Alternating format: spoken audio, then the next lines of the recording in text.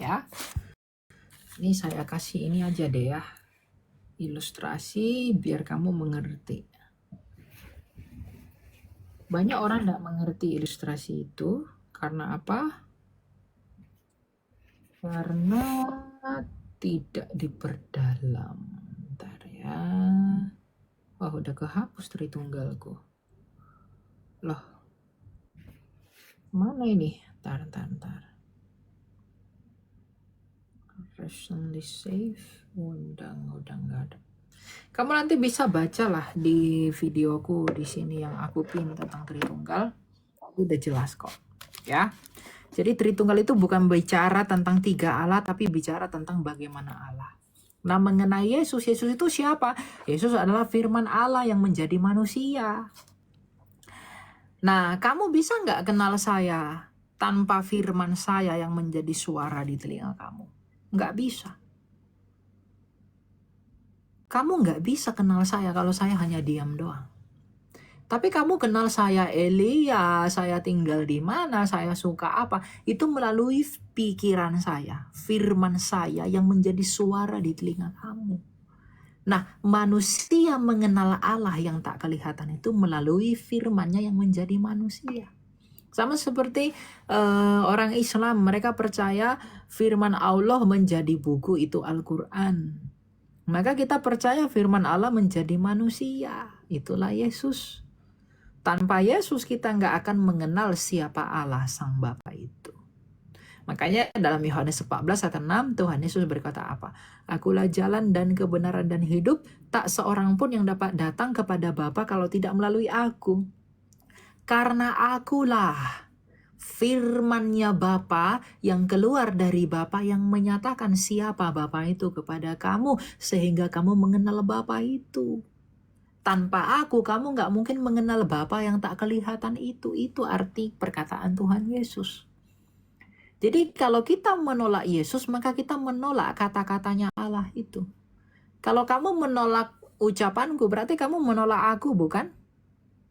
Nah, kalau Yesus adalah firman Allah, keluar dari Allah, berarti dia di dalam diri Allah, bukan? Kalau dia di dalam diri Allah, berarti dia Allah itu sendiri. Nah, ini yang tidak dipahami teman-teman Islam. Ketika Yesus disebut firman Allah, mereka tidak jauh berpikir firman Allah itu datang dari mana. Firman Allah ya datangnya dari Allah. Kalau datangnya dari dalam diri Allah, berarti satu dengan Allah. Sama seperti pikiran saya, firman saya ini, kata-kata saya keluar dari diri saya. Berarti dia satu dengan saya. Maka kata-kata saya adalah saya. Maka kata-katanya Allah adalah Allah. Dan Yesus yang adalah firman Allah, pastilah Allah. Makanya dalam Yohanes 1 ayat 1 dikatakan, pada mulanya adalah firman. Firman itu bersama-sama dengan Allah dan firman itu adalah Allah. Gitu. Jadi simpel aja mengapa ada Tritunggal. Tritunggal itu menjelaskan bagaimana Allah kami yang satu itu. Allah kami yang satu itu adalah Bapa yang memiliki firman dan roh. Firman-Nya Bapa itulah Yesus Kristus dan rohnya Allah itulah Roh Kudus. Sama seperti saya satu manusia, saya punya tubuh dan firman yang di dalam tubuh saya ini dan roh yang di dalam tubuh saya ini adalah manusia juga, tapi tidak ada tiga manusia, hanya ada satu manusia. Gitu ya. Ya Bang Ilya. Ya. Oke. Kita lanjut ya. Jadi mereka itu memang salah paham dengan kata anak Allah. Anak Allah itu mereka pikir Allah itu beristri lalu beranak. Bukan. Yesus disebut anak Allah karena dia keluar dari Allah, dari Sang Bapa. Ketika dia keluar dari Bapa itu, maka seolah-olah diperanakkan. Sama seperti orang mengatakan dia memperanakkan ide. Dia melahirkan ide yang cemerlang. Apakah saya kawin dulu untuk melahirkan ide? Kan bukan. Saya disebut melahirkan ide karena ide yang di dalam pikiran saya itu keluar, maka dilahirkanlah idenya. Maka Yesus disebut anak Allah karena dia dilahirkan keluar dari Allah. Tidak sulit memahami itu kalau kita belajarnya dengan benar, ya.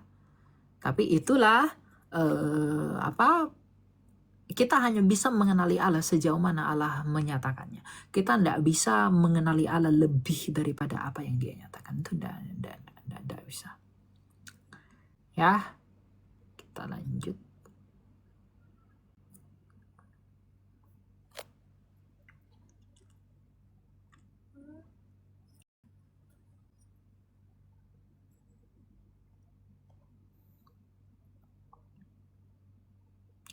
Oke, siapa ini?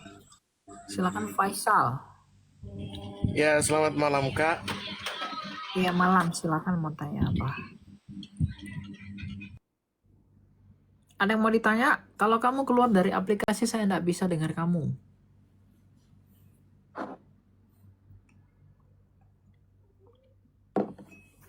Oke Kak, saya akan bertanya tentang ayat Alkitab dalam Hosea pasal 1 ayat 2. Bisa Kak bantu bacakan? Hosea Pasal 1 ayat 2.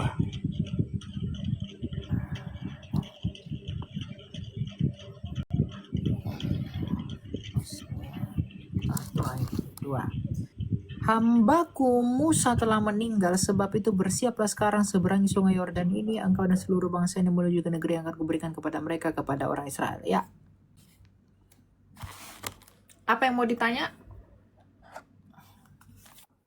Hosea pasal 1 ayat 2 Kak, Oh, terkait itu Yosua ya. Sorry. Hosea Kak. Hosea ya.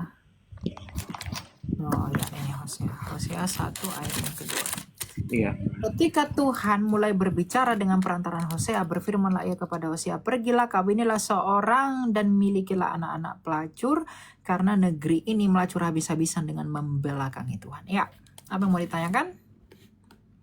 Penjelasan Kak terkait kutipan ini kan dari Alkitab TB1, di situ dikatakan Tuhan menyuruh untuk mengkawini perempuan sundal. Ya. Nah, itu penjelasannya bagaimana Kak? Tuhan menyuruh itu sebagai gambaran Israel yang tidak setia. Sama seperti ini adalah ungkapannya Allah terhadap ketidaksetiaan bangsa Israel yang dipraktekkan. Sama seperti di dalam Kejadian misalnya, ketika Tuhan itu, Yakub itu bergulat dengan Allah. Bergulat dengan Allah, Yakub disebut namanya Israel karena dia bergulat dengan Allah. Itu sungguhan bergulat nggak? Iya, dia sungguhan bergulat secara fisik dengan Mal'ah Adonai. Tapi bukan itu poinnya. Ya. Karena sebelum pergulatan itu terjadi, Yakub itu sudah bergumul dulu dengan Allah dan manusia. Dia bergumul dengan manusia artinya apa? Dia bergumul melawan Laban. Dia bergumul melawan yang lain, melawan kakaknya Esau, untuk mendapatkan hak kesulungannya. Bergumul melawan Allah artinya apa?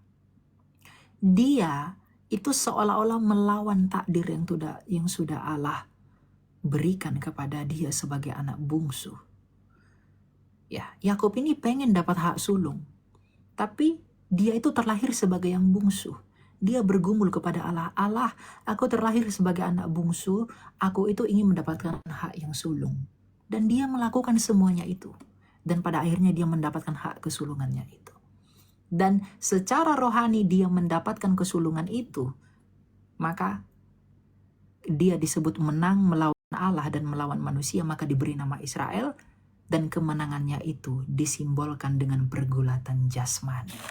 Jadi pergulatan Yakub dengan Allah melalui hak kesulungan itu yang dia perebutkan sebagai yang bungsu, melawan apa yang sudah Allah tentukan, dengan pergumulannya dengan manusia kepada Laban dan kepada Esau, mempermainkan, menipu kakaknya dan juga Laban, melawan ketetapan Laban, mengikuti ketetapan Laban untuk tinggal beberapa tahun lagi, dan pada akhirnya Yakub menang. Artinya Yakub menang di dalam tujuannya terhadap Laban dan Esau, dan Yakub menang atas apa yang telah Tuhan tentukan bagi dia.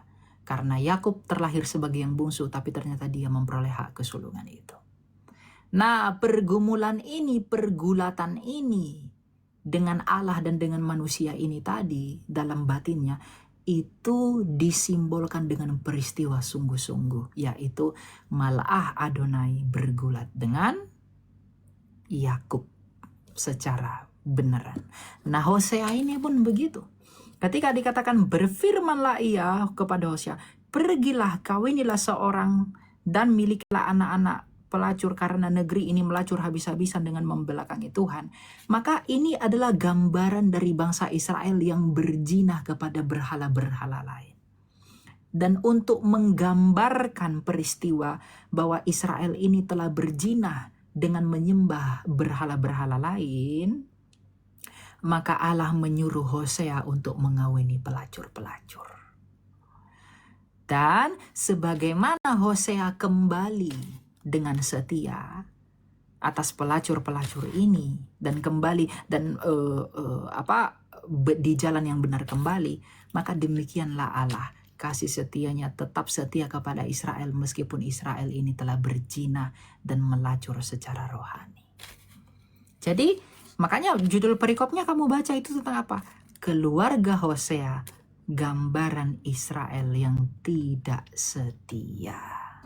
Jadi itu gambaran dari apa? Dari ketidaksetiaan Israel. Ketika Allah melihat Israel ini telah berzina, Allah melihat Israel ini telah melacur kepada Allah-Allah lain dan meninggalkan Allah yang benar, maka Allah menggambarkan peristiwa itu dengan menyuruh Hosea untuk mengawini pelacur-pelacur. Dan bagaimana Hosea itu kembali di jalan yang benar, maka Allah pun kembali merangkul anak-anaknya yaitu Israel yang telah melacur itu. Ini dalam orang Indonesia sulit kita terima, brother. Ini bukan budaya kita, tapi ini budaya orang Israel. Perumpamaan orang Israel itu ada yang dipraktekkan. Seperti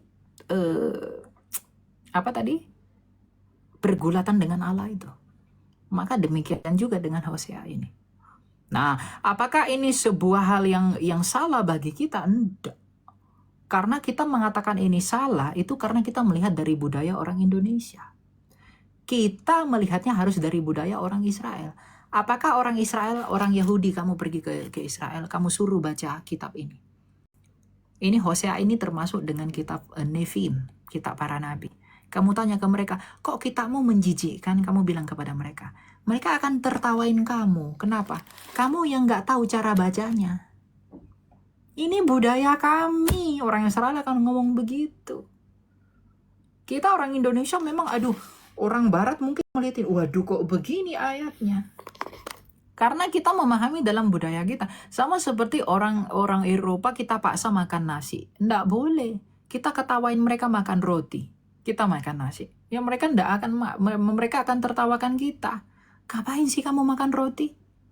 Ya, mereka akan tertawa kepada kita. Kenapa? Karena itu bukan budaya kita. Demikian juga dengan keluarga Hosea yang adalah gambaran bangsa Israel itu. Gitu, ya. Makanya di pasal 2-nya di ayat 10-nya dikatakan apa? Ya. Tetapi kelak jumlah orang Israel akan seperti pasir di laut, tidak dapat ditakar dan tidak dapat dihitung, di tempat di mana dikatakan kepada mereka, kamu bukanlah umatku, di situ akan dikatakan kepada mereka, anak-anak dari Allah yang hidup. Katakanlah kepada saudaramu laki-laki Ami, dan kepada saudaramu perempuan Ruhama. Ya, jadi ini gambaran tentang apa? Tentang bangsa Israel yang berzinah dan melacur kepada berhala-berhala lain, dan gambaran itu dipraktekkan langsung dengan peristiwa yang lahiriah. Sama seperti pergulatan Yakub secara rohani dengan Allah dan dengan manusia, itu digambarkan dan dipraktekkan melalui pergulatan secara jasmani dan lahiriah. Itu cara Alkitab berbicara. Makanya Alkitab ini harus dibaca dalam budaya.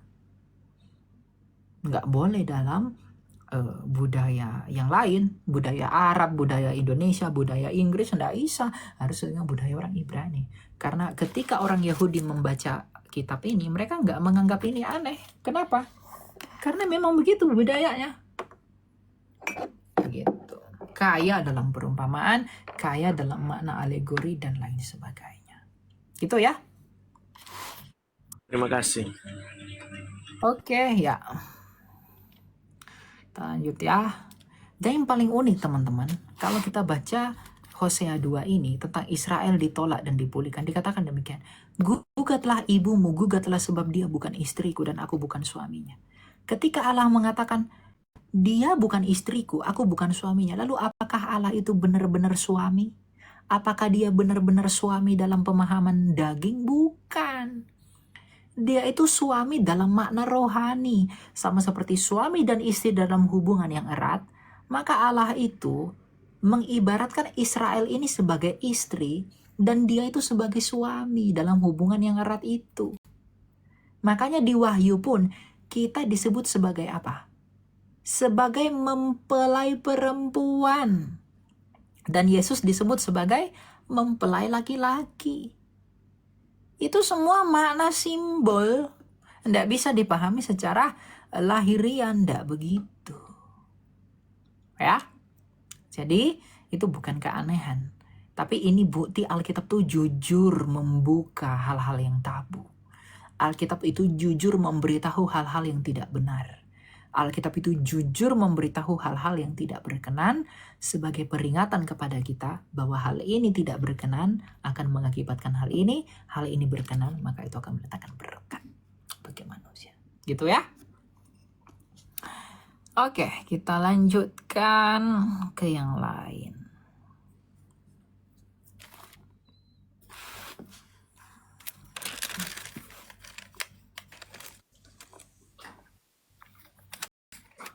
Silakan Mas Toyo, selamat malam. Ya, selamat malam. Ya, saya mau bertanya Bang tentang Yesus Kristus. Kan Yesus Kristus itu adalah Allah sendiri. Dan yang menjadi pertanyaannya kan Yesus Kristus mati di atas kayu salib. Nah, Oke. sedangkan dia adalah Allah sendiri. Nah, Yesus ini kan adalah satu pribadi Allah. Kalau misalkan dia mati, apakah juga Allahnya mati? Tidak. Ketika Yesus mati di kayu salib, apakah kodrat keilahiannya mati? Tidak. Yang mati itu adalah firman Allah melalui kodrat manusianya. Allah itu tidak bisa mati. Tetapi dia mati melalui kodrat manusianya itu. Jadi yang mati itu siapa? Yang mati itu pribadi firman. Tetapi melalui kodratnya yang manusia.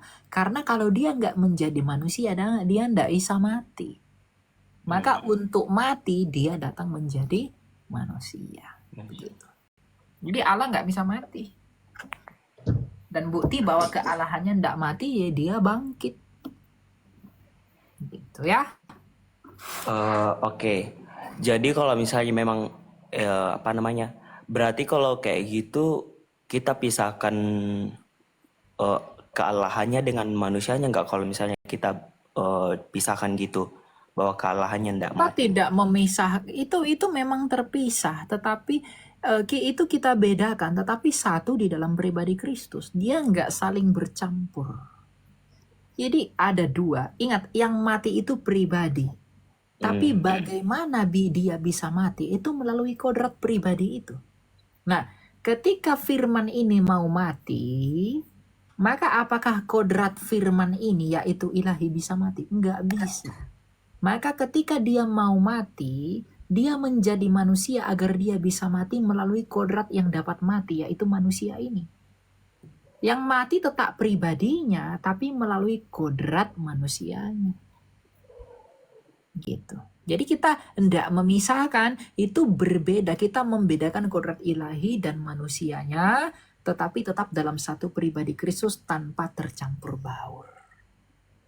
Gitu ya. Oke. Eh, saya agak susah memang memahami soal ini, soal pemisahan dan yang disampaikan Bang Elia tadi. Ya kalau Allah, simple aja, Allah itu ndak bisa mati. Mau kamu gimana pun Allah ndak bisa mati. Jadi kalau ada mengatakan Allah ikut mati, itu salah itu. Allah nggak bisa mati. Makanya untuk dapat mati, dia menjadi manusia. Karena apa? Karena manusia itu adalah kodrat yang dapat mati. Nah, yang menjadi manusia ini siapa? Yang ingin mati ini siapa? Menggantikan kematian kita. Allah kan? Allah. Iya. Nah, Allah ini mengutus firman-Nya. Firman ini hakikatnya Allah. Nah, firman yang hakikatnya Allah ini ingin menyelamatkan kita Hmm. dengan mati. Dia mau memasuki kematian itu agar dia bisa mengalahkan kematian itu. Nah, firman ini sebelum menjadi manusia, dia ingin menyelamatkan kita dari kematian. Dengan memasuki kematian. Tetapi dia pada dirinya nggak bisa mati. Karena nggak ada dosa dalam dia. Nah, ketika dia ingin mati, maka dia mengambil kodrat yang dapat mati, yaitu manusia. Tetap pribadi firman yang ingin mati ya. Pribadi firman yang ingin mati. Dan ketika dia ingin mati, bagaimana caranya dia bisa mati? Dia itu mengambil kodrat yang dapat mati, yaitu manusia. Dia menempelkan kodrat manusia di dalam dirinya. Pang. Sehingga ketika ada kodrat manusia di dalam dirinya, dia bisa mati melalui kodrat itu. Jadi tetap yang mati ini pribadi firman, tapi melalui kodrat yang dapat mati ini loh. Hmm. Ya nggak bisa mati dengan kodratnya. Kalau dia nggak jadi manusia, dia nggak bisa mati. Jadi Allah itu nggak bisa mati. Tetapi dia bisa mati melalui kodrat yang dia tambahkan itu. Yaitu kodrat manusianya. Jadi tetap ada dua kodrat Kristus di dalam satu pribadinya dia. Tetap pribadinya kan, tetap pribadi firman yang melakukan aksi kan. Iya. Iya, firman ini sebelum jadi manusia nggak bisa mati. Dia pengen mati, bagaimana caranya? Dia menambahkan kodrat yang dapat mati, yaitu mengambil daging, mengambil manusia. Sehingga pribadi firman yang ingin mati tadi, bisa mati melalui apa? Melalui kemanusiaan ini. Dia bisa mati. Tapi yang dapat mati, ya kemanusiaannya. Untuk bisa sebagai syarat memasuki kematian itu. Gitu ya. Oke, siap Kak. Terima kasih. Jadi sudah bisa lebih paham. Jadi memang maksudnya Allah mati melalui kuadrat Firman Allah, jangan sebut firman Allah. Allah. Firman Ya, firman Allah. Allah. Firman Allah itu mati melalui kodrat manusianya. Oke. Gitu. Oke, gitu ya. Oke, siap. Terima kasih banyak Kak. Ya.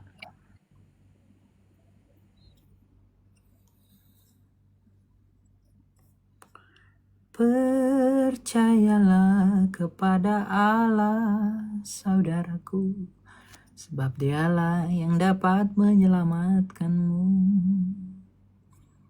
Hanya dia yang kita sebut Kristus itu yang dapat menghidupkan. Silakan brother. Shalom. Shalom. Oh ya.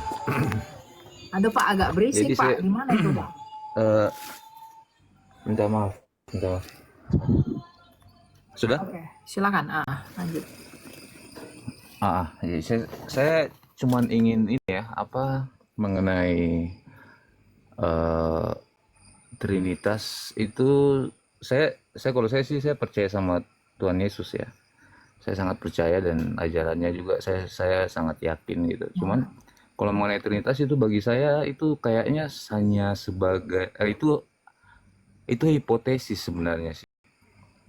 Bukan. Salah itu. Justru ketika kamu mengatakan kamu percaya Yesus, berarti kamu mempercayai seluruhnya apa yang keluar dari Yesus itu kan? Benar. Nah, ya. apa yang keluar dari Yesus? Dia mengatakan baptislah mereka dalam nama Bapa dan Anak dan Roh Kudus. Nah, Bapa dan Anak dan Roh Kudus ini terlalu panjang untuk disebutkan, maka disingkat dengan istilah Trinitas itu. Kalau kamu bilang kamu percaya dia tapi tidak percaya Trinitas, wong Trinitas ajaran Kristus kok. Oh iya, oke. Mengenai itu oke ya. Tapi mengenai penebusan juga gitu. Kalau penebusan juga, mengenai penebusan dosa itu bagi saya juga itu hipotesis gitu. Tidak Hipotesis ada dari apa? dari Rasul Paulus dan dari gereja gitu. Doktrin-doktrin gitu. Oh enggak. Yesus Karena kalau Yohanes, menurut kamu percaya Yesus kan?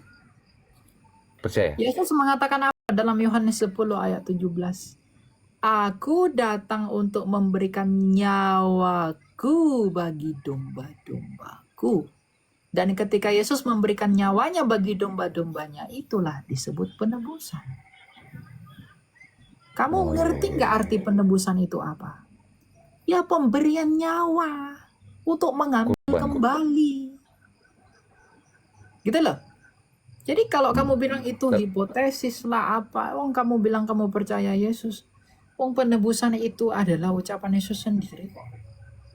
Benar. Tapi maksudnya kalau dari pemikiran saya secara logika ya, sebenarnya sih dia datang ke dunia ini sebenarnya untuk memberitakan kasih gitu. Jadi biar manusia ini bisa belajar kasih yang sesungguhnya itu seperti apa. Jadi sampai dia meninggal di kayu salib pun dia tidak melawan gitu. Jadi yang dia waktu pikul salib dia ketemu Bunda Maria, dia bilang genaplah sudah. Itu menurut saya sih pemikiran saya, dia bilang genaplah sudah itu pengajarannya dia yang genap, kasihnya ini. Dia tidak melawan. Saya kira selain menebus, saya kira yang poin utamanya dia datang itu juga untuk menunjukkan cara berbuat kasih seperti ini loh. Gitu. Iya, dia memang mengajarkan itu, tapi tujuannya itu adalah untuk mati tadi. Dan untuk dia bisa mati, ya dia harus kasih. Allah hendak datang ke dunia ini pun dia udah kasih, Pak. Tetapi bagaimana dia membuktikan kasihnya itu? Ya dengan mati. Nah, kasih kematiannya yang datang dari kasih itu, apakah hanya pembuktian tanpa arti? Mubajir kalau begitu. Kematiannya itu punya arti yang lebih tinggi. Bukan hanya pembuktian kasihnya. Oke lah, Tuhan Yesus melakukan semuanya itu untuk membuktikan kasihnya. Mengajari bagaimana caranya kita mengasihi. Tapi tujuan pembuktiannya itu apa? Untuk mengajari manusia caranya mengasihi. Lalu maknanya bagi manusia, bagi hidup yang akan datang apa? Bisakah itu menolong? Pertanyaannya, kalau itu hanya sekedar mengajari kita cara mengasihi, adakah manusia yang bisa mengasihi sempurna seperti dia mengasihi? Tidak bisa. Nggak ada. Jadi kematiannya itu bukan hanya bermakna pada hal itu, tapi bermakna terhadap pembenaran di dalam apa yang dia lakukan itu. Makanya dalam Yohanes 8 ayat 24 Yesus berkata, kamu akan mati dalam dosamu kalau kamu tidak percaya bahwa akulah dia. Iya. Jadi bukan Tapi hanya saya sekedar jadi buat baik. Bukan. agak bingung dengan pertanyaan.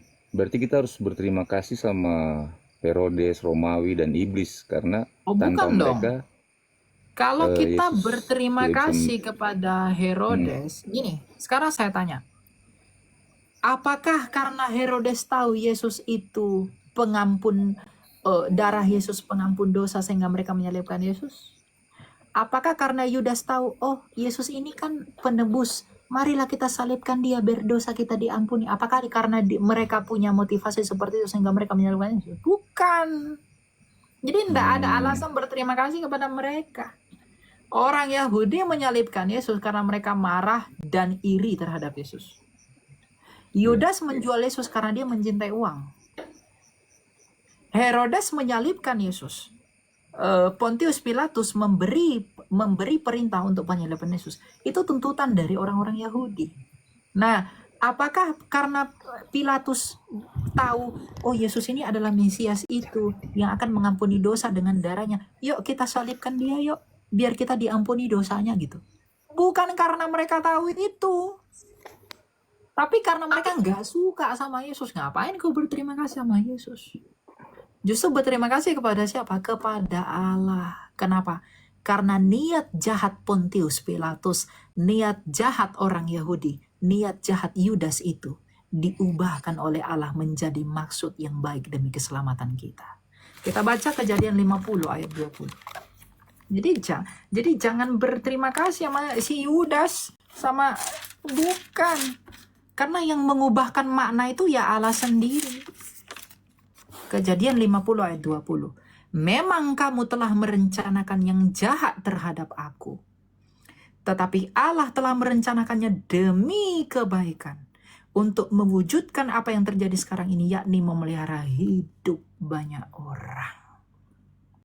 Jadi, Herodes, Pontius Pilatus, Yudas Iskariot, Sanhedrin, imam besar Kayapas, memang mereka merencanakan yang jahat terhadap Yesus. Tapi mereka tidak tahu, di balik kejahatan mereka itu, Allah sedang melakukan hal yang besar dan mengubahkan artinya bagi manusia. Jadi yang mengubah makna itu, kepada dia yang mengubah makna itulah kita berterima kasih. Kalau kamu tanya, kenapa bisa begitu? Jangan tanya kenapa bisa begitu, karena dia adalah Allah. Amin. Jadi ngapain terima kasih sama Yudas? Wong Yudas salibkan dia bukan karena dia tahu kok. Yudas jual Yesus karena dia cinta uang. Sanhedrin tuntut dia karena mereka merasa terancam dengan posisi mereka dalam kemahkaman agama, kedudukan orang Saduki dan Farisi. Tetapi Kristus, mengapa Tuhan Yesus mengizinkan mereka, menyakiti dirinya? Karena Kristus tahu bahwa sekalipun kamu berbuat jahat terhadap aku, perbuatan jahatmu ini akan menjadi hal yang baru dan makna yang baru bagi yang lain. Amin. Ngapa? Itu karena dia adalah Allah. Jadi jangan bilang terima kasih sama Herodes lah, itu bukan. Itu argumentasi donditan itu. Jadi siapa yang berjasa? Berarti Yudas berjasa dong sama penyaliban. Berarti terima kasih dong sama Yudas. Kemudian nggak ngerti Yudas salibkan Yesus. Yudas salib Yesus bukan karena Yudas tahu bahwa Yesus ini Mesias yang harus mati. Bukan, karena dia cinta uang. Dia ikut Yesus tuh karena cinta uang. Ketika Yesus mengatakan aku akan duduk di atas tahta, Yudas ikut dia. Kenapa? Oh, kalau Yesus nih duduk di atas tahta, nanti dia akan jadi raja, maka aku kalau dekat sama dia, aku akan punya banyak uang. Nah, ketika orang-orang Yahudi cari Yesus, Yudas kecewa. Daripada aku tidak dapat uang, lebih baik ku jual dia. Itu motivasinya. Dia menjual Yudas menjual Yesus. Gitu.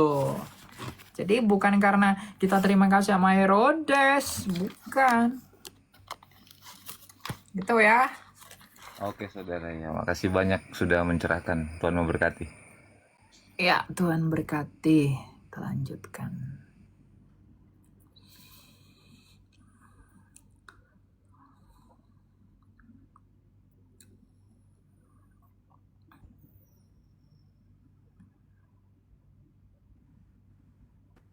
Silakan J. Selamat Halo, malam. shalom. Ya, shalom.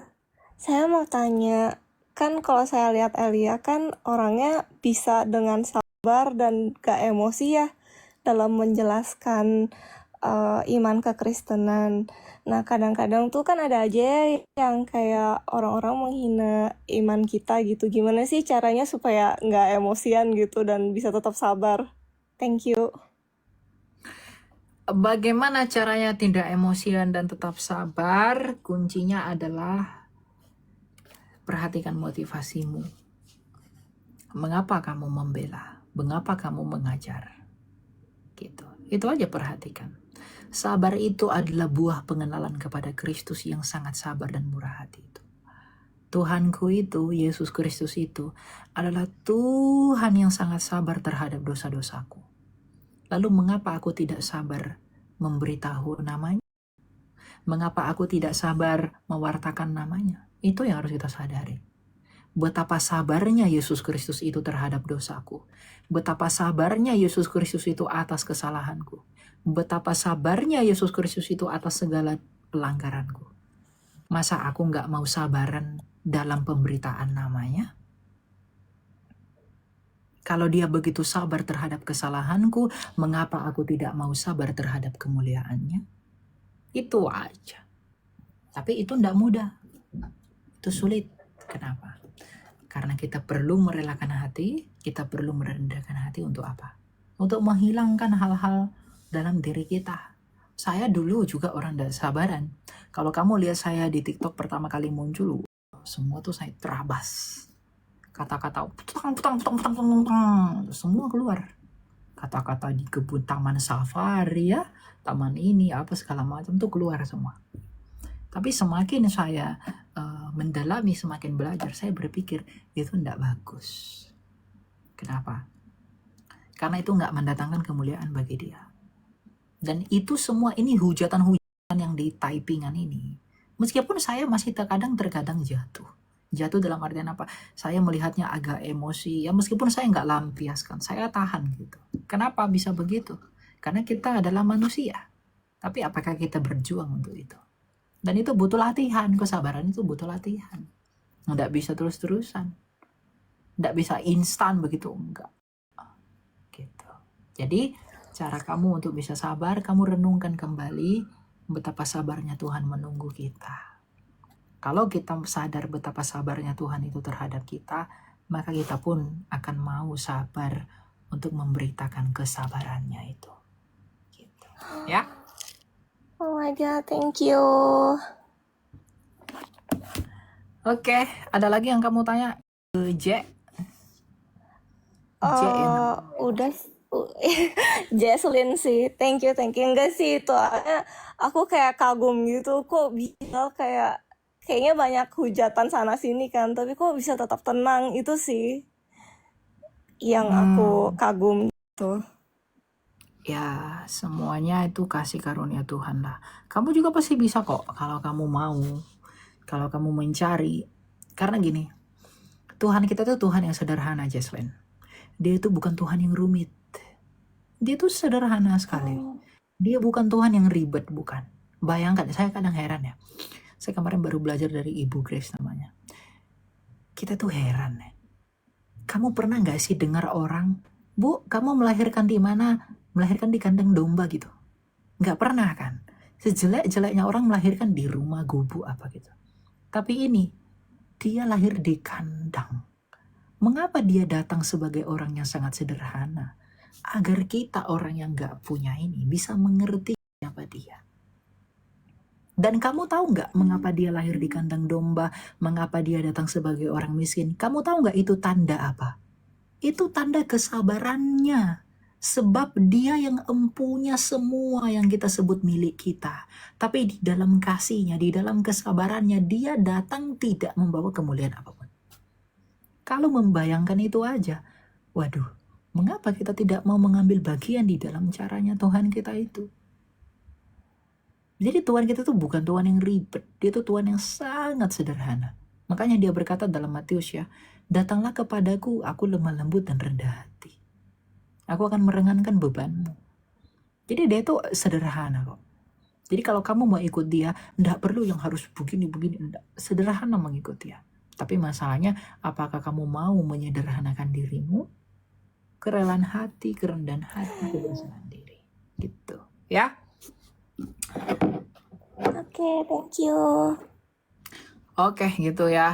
Jesslyn, Tuhan berkati. Shalom. Ada lagi yang mau kamu tanya? Enggak ada ya? Satu lagi sih. Ya, apa itu? Untuk berani melangkah itu berarti harus kerendahan hati juga ya. Kadang tuh aku tuh kayak pernah didoain, terus kayak orang tuh kayak bilang gitu, yang pendoanya bilang, kamu tuh punya roh takut gitu.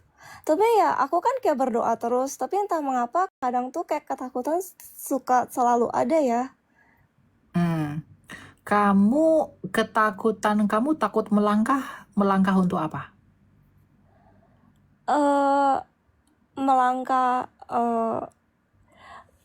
misalnya kayak ketemu orang, terus udah gitu kayak misalnya memberitakan firman Tuhan, terus udah gitu kadang kadang kayak misalnya kayak Tuhan bilang kayak, oh kamu doain si A gitu. atau Hmm. enggak ya seputaran itulah, atau Oh. enggak kayak kamu harus kasih ini ke si A gitu, kamu harus Oh. lakukan ini ke si B gitu. Ya, itu proses ya, itu nggak mudah. Jadi seperti yang saya katakan tadi, kamu harus melatih dirimu untuk punya hati yang rela. Kamu harus punya kerendahan hati, be humble. Dan kamu harus berserah. Untuk bisa rela, untuk bisa rendah hati, kamu harus banyak berhubungan dengan Tuhan. Menghubungkan dirimu dengan Dia. Iya, kamu nggak akan dengan mudah misalnya ya, kamu nggak akan dengan mudah ngomong dengan orang lain yang belum kenal Yesus kalau kamu belum mengenali Yesus itu. Tapi karena ada di dalam dirimu lah yang kamu kenal, sehingga itu membuat kamu tergejolak untuk memberitahu Yesus kepada orang lain.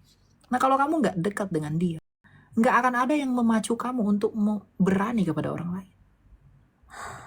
Kalau kamu nggak kenal aku, kamu nggak dekat denganku, kamu nggak akan punya keberanian untuk memperkenalkan aku ke orang lain. Kamu akan takut karena you don't know me. Tapi kalau kamu kenal Yesus, kamu dekat dengan Dia, maka semua yang kamu tahu, semua yang kamu kenal tentang Dia itu di dalam dirimu, dan kamu melihat mereka yang di luar Yesus itu belum mengenal, itu yang akan memacu kamu untuk melompat dan membuat kamu berani untuk bersaksi tentang Yesus. Dan tentunya karunia dari Roh Kudus yang paling besar. Gitu. Jadi kamu nggak bisa memperkenalkan Alkitab kepada orang lain kalau kamu nggak tahu Alkitabnya apa. Ya, the same thing, kamu nggak akan bisa memperkenalkan Yesus. Kamu akan takut memperkenalkan Yesus karena kamu belum mengenali Dia. Jadi kamu harus punya hubungan yang kamu harus kenal Dia. Kalau kamu kenal Dia, ketakutan tidak ada dalam kamu. Dan saya baca ya dalam 1 Yohanes ya. Ini apa kata firman Tuhan tentang ketakutan?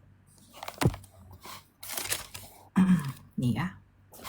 Dalam 1 Yohanes 4 ayat yang ke-18.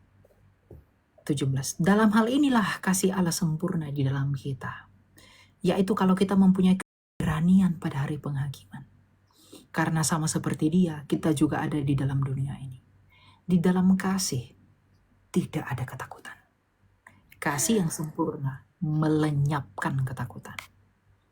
Sebab ketakutan mengandung hukuman, dan siapa yang takut, ia tidak sempurna di dalam kasih. Jadi caranya agar kamu tidak takut, kamu harus mengasihi Dia. Bagaimana cara kamu mengasihi Dia? Seperti yang saya katakan sebelumnya, kamu kenali Dia dulu. Baru kamu bisa. Gitu ya. Thank you so much. Jesus bless you. Oke, thank you. Kita lanjut ya, Jocelyn. God bless you. Oke, kita lanjut ya, friend ya. Waduh, banyak banget nih. Udah jam berapa ini ya? Buset, aku udah live 2 jam loh, teman-teman loh. Aku udah naik 2 jam. Udah naik 2 jam. Udah live 2 jam. Banyak sekali ya. 100 orang. Sabar ya, sabar. Silakan Bill Clinton. Selamat malam. Selamat malam, shalom kakak. Yo, shalom kakak. Salam Silakan. dari Kupang. Yo, salam, silakan. Tanya apa? Kakak saya mau bertanya sedikit tentang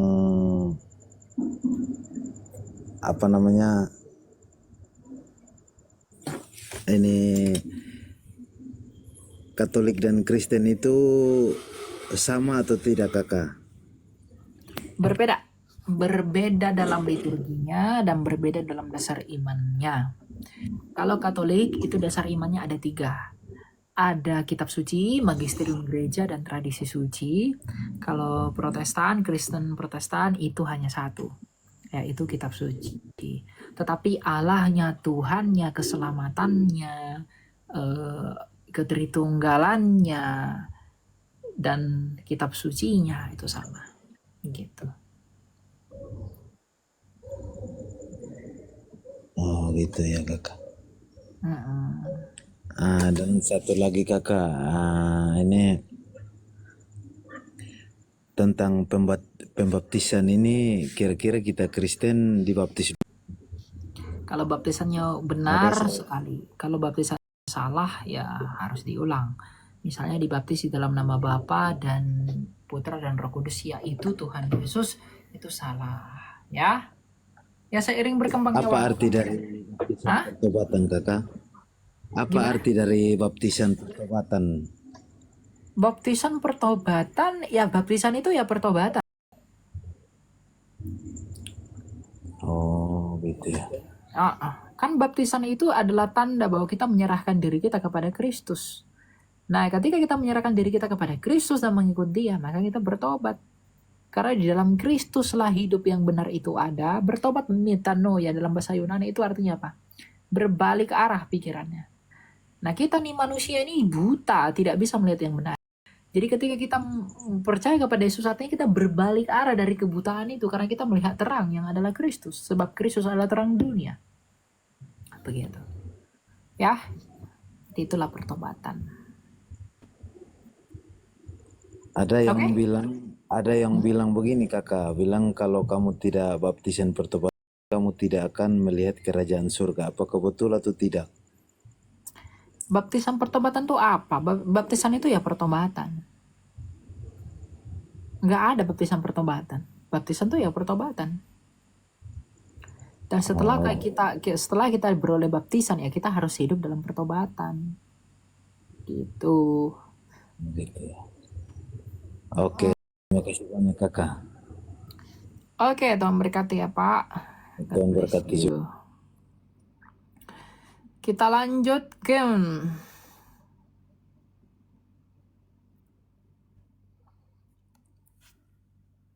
Kalau kapan Jumat kan bagus itu. Silakan Al Ikhlas. Selamat malam. Oke, baik. Salam Alinar.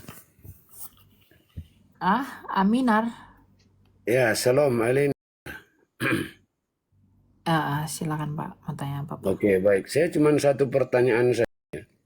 Tadi Anda membaca kitab Anda, saya mendengar ada di situ kata Allah. Dari mana parameter sehingga bisa ada kata Allah di Bible Anda? Kata Allah itu sudah digunakan orang Kristen sebelum Islam. Saya bisa Tolong, tunjukkan ya, prasastinya.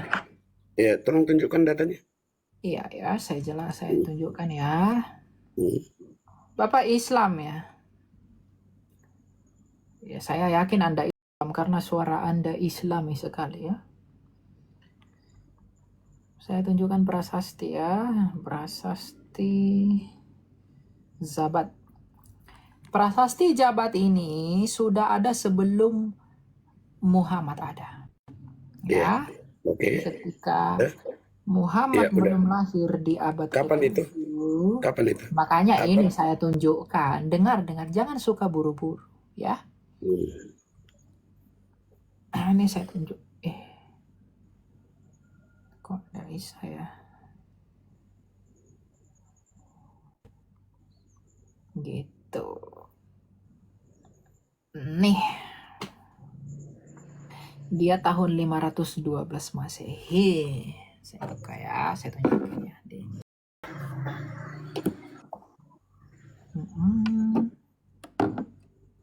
Oke. Bentar. Ini Pak, ya. Ini agak singkirkan dulu. Inskripsi Al-Zabat berasal dari abad ke-6 tanggal 500. Sebentar. Mana kata Allah di situ? Tempat penemuan wilayah sebuah desa bernama Zabat terletak di wilayah Aleppo, Saya tidak Syria. tanya itu. Penggunaan kata Saya Allah. ingin membuktikan bahwa kata Allah itu sudah Iya, kami gunakan dulu. Mana tulisan kata Allah? Ya makanya dibaca, didengar dulu, didengar. Udah saya lihat Kalau yang Bapak ini. enggak mendengarkan saya lempar Bapak ke bawah. Masih mau dengar? Berarti Anda takut. Saya langsung aja, nggak usah kemana-mana gitu. Nah, ya, Islam dulu ya, Islam. Saya turunkan dulu ya Pak ya. Saya nggak bisa nanti menerangkan kalau Bapak ngerocos terus ya. Nih ya. Secara keseluruhan inskripsi ini ditulis dalam 3 bahasa yaitu Yunani, Aramaik, dan Arab. Pada baris yang paling bawah yang bagian depannya terpotong kalimat terus dalam bahasa Arab, akan tetapi huruf yang pakai mirip memakai huruf Aramaik. Di tengah-tengah kita bisa melihat tanda salib. Ini tanda salib, ini inskripsinya ya. Lalu dikatakan begini. Dalam inskripsi ini perlu kita soroti adalah bagian yang paling bawah atau baris yang paling akhir ini nih. Demi nama Allah, Sergius anak Manaf. Ya, demi nama Allah. Dari data inskripsi ini kita dapat mengetahui bahwa penggunaan kata Allah telah umum di wilayah Arab sebelum adanya Islam. Selain itu, bisa terlacak pula perkembangan bahasa Arab terutama tulisan. Dari pola penulisan huruf-hurufnya bisa diketahui bahwa huruf Arab berkembang dari huruf Aramaik. Ini yang mau saya kasih tahu, Bapak nggak sabaran, makanya saya turunkan gitu loh. Jadi kalau kalian mengatakan bahwa kata Allah itu punya kalian, kata Allah itu milik Islam, kalian tuh bermimpi. Ya, karena imanmu belum lahir, kekristenan sudah berjalan 600 tahun. Dan tadi saya tunjukkan prasasti, inskripsi Zabat itu sudah menuliskan kata Allah di abad ke-5. Jadi kamu mau ngomong apa lagi? Kamu mau bilang apa? Makanya ketika orang Muslim di Malaysia menggugat orang Kristen tentang kata Allah di pengadilan, Islam di Malaysia kalah di pengadilan. Kenapa? Data ini mutlak. Lalu Bapak mau ngomong apa? Bapak mau bilang, oh itu punya kami. Oh, enggak, gugat aja lah kalau berani. Kalian akan kalah. Ya? Gitu. Jadi itu kata Allah. Dan banyak sih sebenarnya. Ini saya tunjukkan di Alkitab ya. Kristen sudah ada di Arab. Nih saya tunjukkan ya dari Alkitab ya. Kisah Rasul 2. Jadi jangan kalian bilang Arab tuh punya kalian. Waduh. Tidak belajar iki.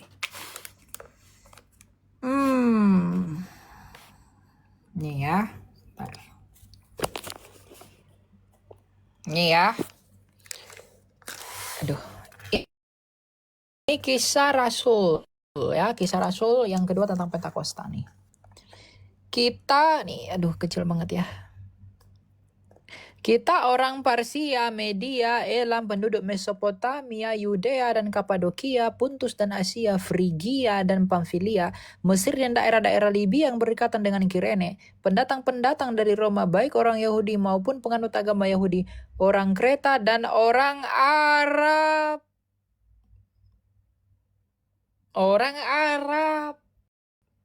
Kita mendengar mereka dalam bahasa Arab. Aduh. Ya. Jadi jangan suka mengklaim, Pak. Ya, kalau Bapak tadi sabar dikit aja, saya pasti nggak turunkan. Ini saya masih mau jelasin malah ngerocos. Begitu keajaranmu. Gitu ya. Kita lanjutkan.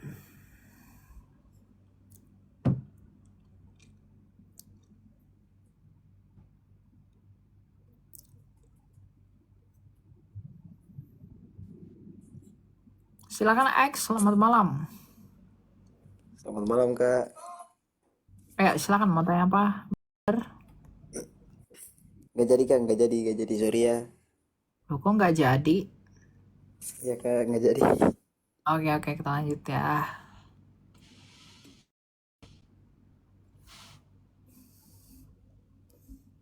Tadi Kisah Rasul ayat 11 ya.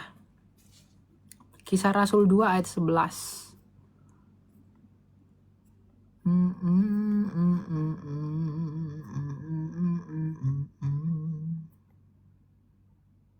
Banyak banget nih yang mau naik.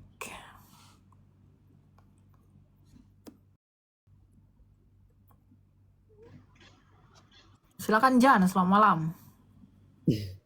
Assalamualaikum, Kak. Iya, Waalaikumsalam. Apa? Kak mau nanya gitu, dalam agama kakak itu kan melarang nggak berhala disembah gitu. Ya, kami nggak boleh menyembah berhala. Lalu? Terus mau maafin ya Kak ya, sebelumnya itu di gereja itu kan itu menyembah patung itu bukan berhala itu Kak. Iya, menyembah itu kamu maknai apa dulu arti menyembah itu? Patung itu kan sebagai ornamen liturgi. Kami ada patung, nggak ada patung pun kami tetap bisa doa. Kalau nyembah berhala itu menghadap ke misalnya batu, begitu ya. Ada batu, dimanapun dia harus menghadap batu itu. Itu berhala. Kalau kami enggak mau ada patung, mau enggak ada patung, kami tetap bisa doa. Yang menyembah berhala itu adalah yang selalu menghadap kepada arah tertentu. Misalnya botol atau batu, di mana batu itu ada, orang harus menghadap batu ini. Itu berhala. Mau kami harap manapun ada patungnya, kayak di gereja saya enggak ada patungnya. Tapi kami tetap bisa menyembah Allah. Orang Katolik ada patungnya, mereka tidak sembah patung. Patung itu adalah ornamen liturgi dalam budaya Latin. Ortodoks bukan patung, ada ikon. Mereka melakukan venerasi terhadap ikon. Tapi apakah mereka menyembah? Enggak juga. Gitu toh. Jadi kami nggak pernah nyembah patung, bro. Semua hanya seni, ornamen, liturgi. Jadi ketika Yesus misalnya dibuat jadi patung gitu, itu cuma simbol aja. Mau ada patungnya atau enggak, kami tetap ibadah toh. Itu yang tunduk di bawah sebuah benda. Kami enggak, kami doa dimanapun bisa, menghadap arah manapun bisa. Yang nyembah berhala itu yang selalu menghadap ke arah tertentu. Yang selalu menghadap ke tempat tertentu, itu baru berhala. Misalnya ada benda, ada batu, ya, ada kayu. Nah, di mana batu atau kayu ini berada? Nah, semua orang menghadap tuh ke batu itu. Nah, itu baru berhala. Atau semua menghadap kepada kayu itu baru berhala. Gitu. Kalau kami enggak, ya. Karena ada atau enggaknya itu kami tetap bisa ibadah. Oke? Oke Kak, terima kasih. Ada lagi yang mau ditanya? Satu lagi Kak. Oke, silakan. Di mana ayat Yesus itu mengaku dia itu Tuhan, sembahlah aku gitu. Iya, di mana ayat bahwa Yesus itu menyebut dirinya Tuhan? Yohanes 13 ayat 13. Bentar ya. Yohanes 13 ayat yang ke-13.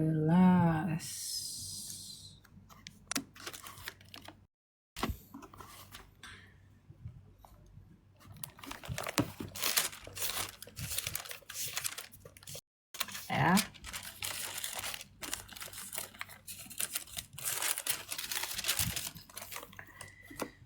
Kamu menyebut aku guru dan Tuhan, dan katamu itu tepat sebab memang akulah guru dan Tuhan. Jadi jikalau aku Tuhan dan gurumu, membasuh kakimu, kamu pun wajib saling membasuh kakimu. Itu dalam bahasa Yunaninya Tuhan di sana kurios. Ada orang mengatakan itu Tuhan bukan Tuhan. Baik Tuhan maupun Tuhan dalam bahasa Yunani tetap satu kata, kurios. Itu Yesus menyebut dirinya Tuhan. Ketika Thomas bertemu Yesus mengatakan, ya Tuhanku dan Allahku. Apakah Yesus marah? Oh, kalau dia bukan Allah harusnya dia marah dong. Oh, aku bukan Tuhan. Apakah Yesus menolak dia disebut Tuhan? Tidak. Malah memperhitungkan itu sebagai iman. Nah, Lalu ketika Yesus disembah, Yesus tuh nggak pernah ngemis-ngemis disembah. Tapi ketika dia disembah, dia tidak menolak. Lukas 24 ayat 52. Mereka sujud menyembah kepadanya, lalu mereka pulang ke Yerusalem dengan sangat bersukacita.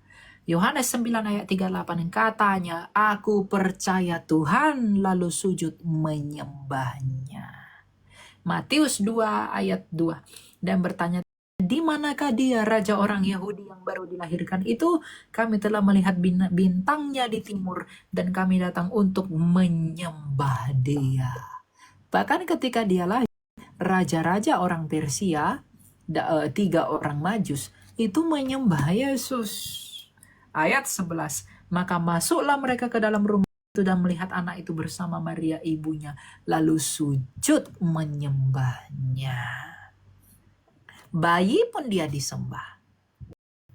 Bayi aja dia disebut malaikat sebagai Tuhan. Lukas 2 ayat 11, hari ini telah lahir bagimu Kristus Tuhan di kota Daud. Jadi Yesus mengakui dirinya Tuhan kepada murid. Thomas menyebut Yesus sebagai Tuhan dan Allah, dan Yesus tidak menolak. Lalu orang banyak mengatakan, aku percaya Tuhan, lalu sujud menyembahnya. Yesus tidak marah. Ketika Yesus disembah, Yesus tidak menolak. Kalau Yesus tidak layak disembah, harusnya ketika dia hanyalah seorang nabi, ketika dia disembah, harusnya dia marah dong. Jangan aku sembahlah dia. Tapi Yesus disembah, ya tidak marah tuh. Yesus disebut Tuhan, tidak marah, malah diperhitungkan sebagai iman. Kalau Yesus tidak Tuhan, dia hanya harusnya dia marah. Jangan sebut aku Tuhan, aku bukan Tuhan. Tapi karena dia memang Tuhan, menurut pengakuannya dan apa yang dipercaya orang-orang waktu itu, ketika dia disebut Tuhan, dia tidak menolak. Itu bukan hanya satu, itu banyak. Ya, jadi memang, dan bukti bahwa Yesus Tuhan apa? Dia bangkit dari mati. Dia membuktikan bahwa dia adalah Allah sang hidup.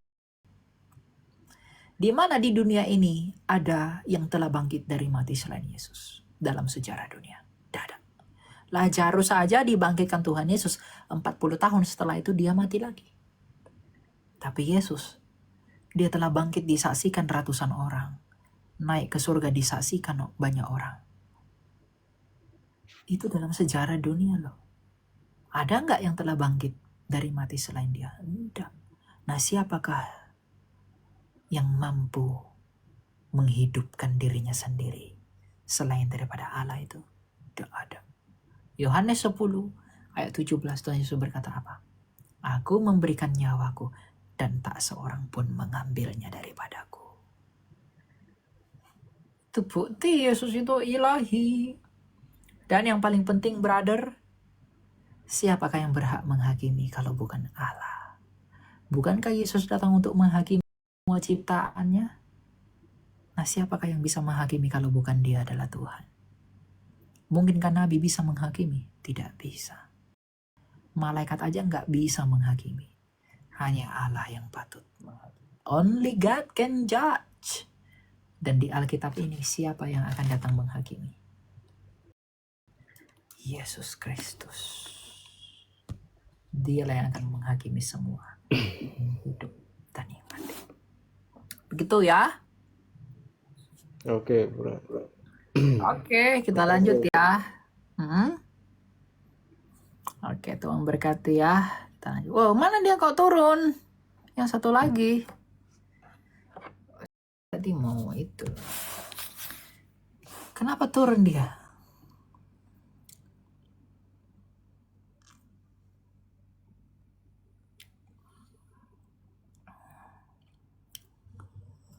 Siapakah yang berhak menghakimi kalau bukan Allah? Halo Kak, Ya silakan, Shalom. selamat malam, Shalom. Iya malam, silakan. Kak, boleh bertanya sedikit? Ya, Kak. Protestan dengan Katolik tentang Tadi saya udah keselamatannya. katakan, bedanya itu dasar iman. Dasar imannya, Ya, Katolik dasar imannya ada 3. Ada kitab suci, magisterium gereja dan juga tradisi suci. Kalau Protestan hanya satu, yaitu kitab suci saja. Tapi kalau Katolik katanya universal, Kak. Itu arti nama Katolik itu yang universal, seperti Katolik itu artinya kan satu. Kalau seperti Protestan kan tidak kalau di Katolik kan orang artikan orang-orang suci seperti Bunda Maria Iya, dan mereka menghormati kudus. para kudus. Kalau ke Protestan tidak ada. Tapi banyak yang bertanya, jemaat awam yang bertanya-tanya, kalau begitu siapa yang benar? Keduanya benar, karena Tuhannya benar. Kristus itu yang paling benar. Tidak ada yang lain yang lebih benar. Enggak. Hanya Kristus itu sang kebenaran itu. Dan dia wariskan kebenarannya itu kepada umatnya. Kalau bicara antar gereja yang paling benar, mana yang paling benar, mana yang paling benar, ya semua gereja itu akan punya penafsiran masing-masing. Kalau Tapi kan Protestan diadu dengan Katolik akan saling perang kalau mau adu benar-benaran. iya benar. Tapi kan harus satu tata cara yang sama. Siapa bilang satu tata cara yang sama? Siapa yang ajarin itu? Ada tuh yang berstigma begitu, Kak, bahwa Ya, orang bilang harus temanmu itu berarti tidak belajar dia. Satu tata cara yang sama, tata caranya itu tata cara apa? seperti jemaat mula-mula katanya. Jemaat mula-mula itu ada enggak waktu itu? Nah, itulah no, Kak. Nah, kenapa gereja mereka pakai piano kalau gitu? Kalau mau sama persis. Di zamannya mula ada nggak layar tancap? Ada nggak HP? Ada nggak TV? Kenapa nggak usah pakai TV? Nggak usah pakai HP lah kalau gitu. Nggak usah pakai mic. Kalau mau mula-mula. Baru juga mereka mengatakan bahwa pendiri Protestan itu sebenarnya bukan Martin Luther katanya. Lalu siapa? Itu yang saya pertanyakan, Pak, Kak. Ya kan gerakan Protestan itu lahir ya dari Luther, Martin Luther. Tapi dia Karena bukan mereka melihat ada penyimpangan dalam gereja waktu itu. itu, betul-betul. Gitu. Dan bedanya juga kalau Protestan sama Katolik, kalau Katolik itu di purgatorium. Iya, itu yang ditolak oleh Protestan. Protestan dan Ortodoks tidak percaya adanya purgatorium. Dan itu ada dalam dogma Katolik. Baru sebelum Yesus ada di dunia ini, lalu orang-orang yang ada di perjanjian lama itu bagaimana? Ya dia pergi, dia di alam maut. Itu yang dibebaskan oleh Tuhan Yesus dalam Efesus 4 itu, yang membawa tawanan tadi.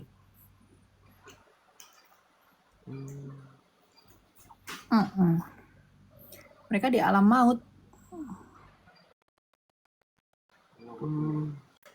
Jadi menurut Kak, bagaimana menyikapi orang-orang awam yang bertanya-bertanya seperti itu? Ya dijawablah kalau dia tanya. Ya, kamu tinggal belajar aja. Kalau kamu Katolik ya belajar aja ke Katolik. Nggak usah jelek-jelekin gereja orang. Kalau kamu Protestan belajar aja Protestan. Nggak usah jelek-jelekin gereja orang lain. Gitu. Betul. Itulah. Selama dia menyembah Allah yang sama dan dia mengenali Allah dalam ketritunggalannya itu. Nah, hikmat Tuhan yang akan menambahkan dia dan dia yang akan memutuskan pergi. Jadi jangan meluputkan karya Roh Kudus yang ada dalam diri. Ya. Jadi Iya, orang betul. ada Tapi orang satu lagi pertanyaan Kak. Menurut Kak konsep Tritunggal itu seperti apa? tadi udah saya jelaskan, Tritunggal itu kebagaimanaan Allah, bukan keberapaan Allah. Allah Esa yang adalah Sang Bapa yang memiliki firman dan Roh. Itu Tritunggal. Dia satu hakikat, 3 kepribadian atau bagaimana? Satu hakikat, 3 hipostasis, 3 hipostasi. Oke. 3 realita.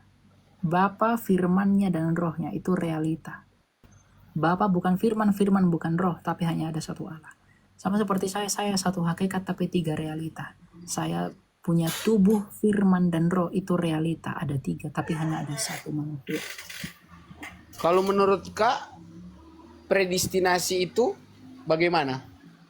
Kalau memang sudah ada takdir, Saya tidak percaya predestinasi ganda. Saya percayanya tunggal pada orang tertentu saja, tidak untuk semua orang. oh jadi free agency. Free will. Kalau free will kan kehendak bebas, berarti masih dikehendaki. Iya, makanya predestinasi Calvin yang ganda itu saya tidak terima itu. Jadi kalau Tuhan so tahu, dalam artian kata Tuhan so tahu perumpamannya kita mau bunuh orang. Kenapa Tuhan tidak cegah? Ya itu kehendakmu sendiri kan. Tuhan mengizinkan kamu melakukan apa yang kamu mau kan. Gitu. Jadi pada waktu Yesus disalibkan itu sudah termaksud destinasi. So Saya tidak ada dalam pandangan itu. Kalau kamu mau tanya predestinasi, kamu tanya kepada orang Calvin aja. Oke. Jadi menurut Kak itu ketika Yesus disalibkan itu menurut Kak bagaimana? Itu memang Tidak sudah ada apa-apa, itu kehendak dari Tuhan sendiri, dia yang mau untuk disalib. Tetapi Dia kalau seperti Yudas Iskariot itu memang Tuhan yang pilih dia untuk bukan Tuhan yang pilih. Dia sendiri yang mau mengkhianati Yesus. Dan Tuhan tahu bahwa Yudas akan mengkhianati dia, maka disebutkan dalam nubuatan. Gitu ya, ada banyak yang mau nanya ya. Kita Iya, lanjut. terima kasih Kak. Ya. Kita lanjut ya. Yang lain.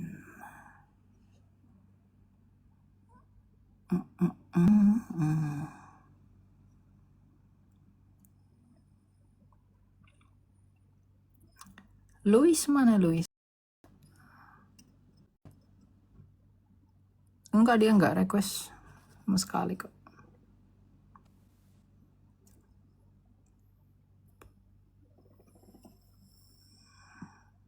Enggak ada dia request naik ke atas.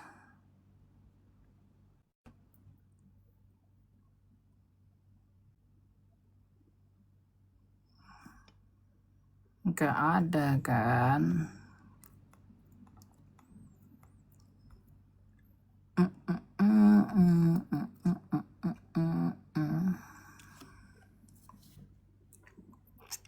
Request dulu naik ke atas baru bisa di ACC.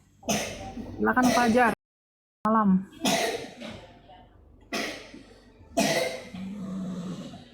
Halo.